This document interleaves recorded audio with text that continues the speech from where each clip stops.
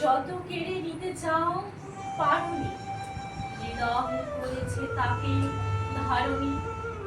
22শে শ্রাবণ তাই নয় সুখ, 22শে শ্রাবণ জানে তুই চোখ। এদিন তো জীবনেরই বার্তা, যে ডাক মরমে বসে কার তা, সে তো তাঁরই। ওই ডাকে দিই সারা, মরণেও জীবনের ইশারা।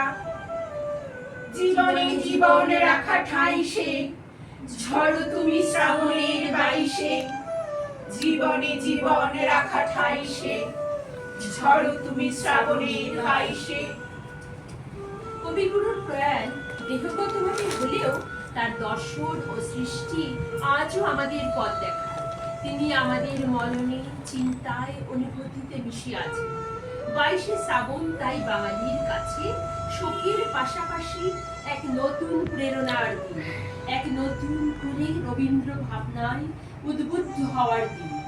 এই দিনটি বাঙালির জীবনে এক গভীর শ্রদ্ধা ও ভালোবাসার দিনে পরিণত হয়েছে।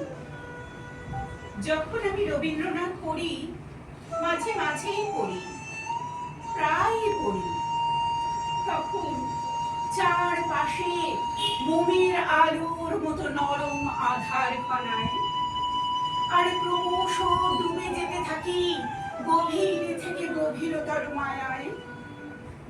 সেই প্রায়ান্ধকার থেকে আলোময় তুমি উঠে আসো, দুহাত বাড়াও রঞ্জন হয়ে, আর আমি নন্দিনী হয়ে ছুঁয়ে ছুঁয়ে দেখতে চাই তোমায়।